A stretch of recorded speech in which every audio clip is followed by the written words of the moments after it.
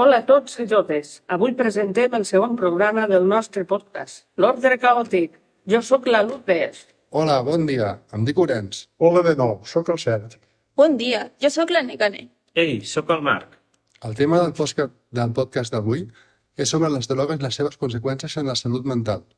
Però primer, què us sembla si expliquem què és per nosaltres la salut mental? L'Organització Mundial de la Salut defineix la salut mental com un estat de benestar en què cada individu desenvolupa el seu potencial, pot afrontar les tensions de la vida, pot treballar de manera productiva i fructífera i pot aportar alguna cosa a la seva comunitat.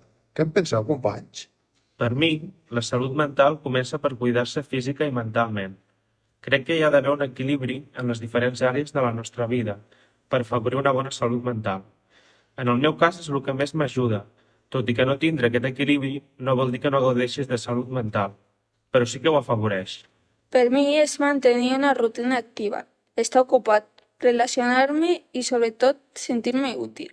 El més important és conèixer a un mateix. Però també hem de tenir en compte que la salut mental és més que la simple abstinència de trastorns mentals. Tens raó, ja que hi ha moltes persones que no tenen un diagnòstic, però que tampoc gaudeixen d'una bona salut mental. El tema del nostre podcast em dic que són les drogues, i suposo que tots i totes estarem d'acord en que les drogues no afavoreixen la nostra salut mental. Està clar que si tens un diagnòstic i a més consumeixes substàncies, el teu estat empitjora, ja que poden agreujar-se els símptomes o fins i tot apareixen de nous. En el meu cas, tots els meus diagnòstics venen derivats del consum de substàncies. Que potser s'hagués patit igualment, doncs no ho sabré mai. Però està clar que el fet d'haver consumit va ser un desencadenant perquè avui en dia tingui uns diagnòstics. El nostre company David està avui amb nosaltres per explicar-nos la seva experiència en primera persona. Benvingut, David. Hola, gràcies. David, gràcies per estar aquí amb nosaltres, per compartir la teva experiència, quan vulguis. Em presento, sóc el David i sóc usuari del servei per laboral. Estic aquí per compartir la meva experiència amb tots vosaltres. Al principi, quan era petit, no tenia cap interès per fumar ni per res, però un company de classe em va convidar a fumar. Per sentir-me del grup, vaig acceptar i vaig començar a fumar. En quina edat vas començar a consumir drogues? Als 13 anys ja consumia hachís, èxtasis en grans quantitats. En mi era com un joc, però em jugava la vida.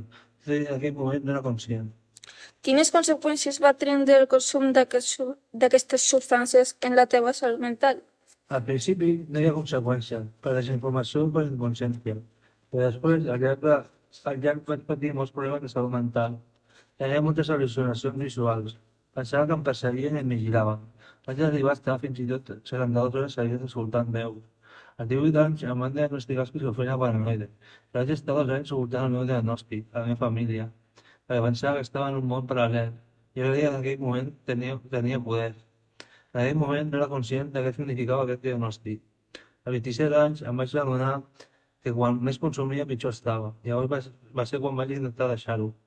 Ha sigut molt difícil deixar les drogues? És molt fàcil començar a drogar-se, però si ets un addicte és molt difícil deixar les drogues. Jo vaig estar anys intentant deixar-ho i vaig fer moltes teràpies, però fins que no vaig tocar a fons no vaig poder deixar-les. Ara ja tinc 38 anys, crec que si no hagués consumit drogues potser no tenia aquest diagnòstic. Ara conec molt bé la meva malaltia, ja que porto molt de temps amb ella. I gràcies a aquest coneixement que tinc ara puc portar una vida normal. Moltes gràcies, David, per compartir amb tots nosaltres el teu testimoni. De res. Hi ha altres companys i companyes de l'SPL que també ens han explicat les seves vivències. Sí, hem parlat amb totes i tots i hem compartit amb nosaltres els seus testimonis. Hi ha històries impactants i dures. El que tots els testimonis tenen en comú és que van iniciar en el consum molt joves. I gairebé tothom va començar fumant tabac. Per una cosa els hi va portar a una altra i molts van acabar consumint substàncies com cocaïna o heroïna. Sí, però també tenim el testimoni d'una companya que ens explica que la seva addicció era l'alcohol, que és una droga molt social, però que també pot comportar molts problemes.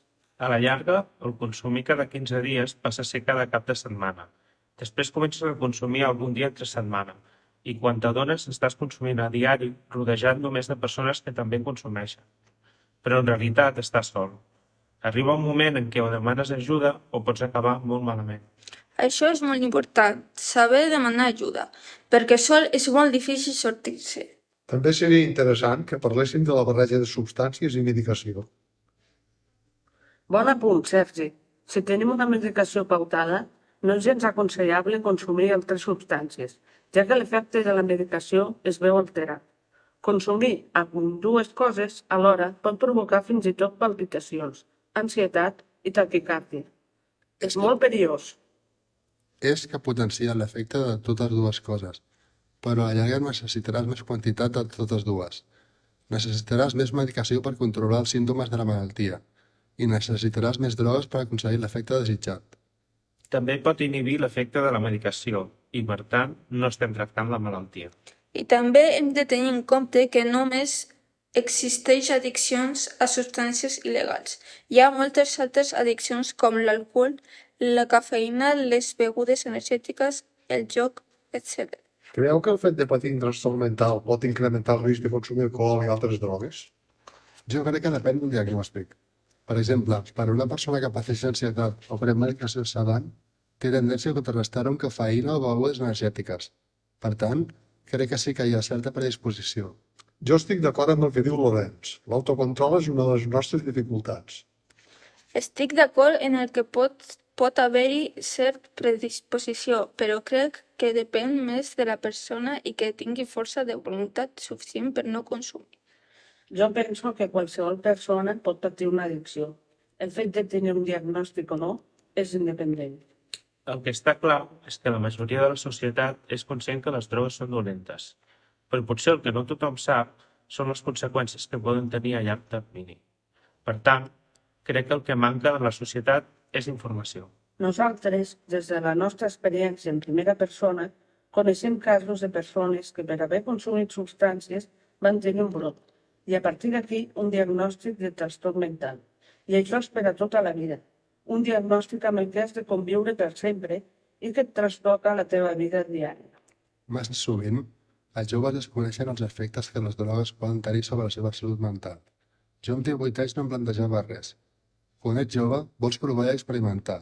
Creus que a tu no et passarà res.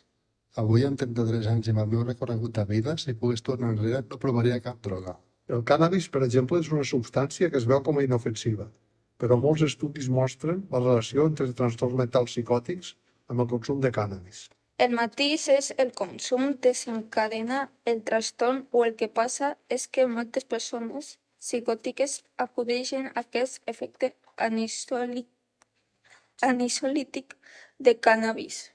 Està demostrat que les persones que consumeixen marihuana tenen més probabilitats de presentar psicosi temporal, no saber què és real, al·lucinacions i paranoia, i trastorns mentals de llarga durada, inclosa l'esquizofrènia. L'associació entre marihuana i esquizofrènia és més forta entre les persones que comencen a consumir marihuana, a una edat més primerenca, i que la consumeixen amb més freqüència.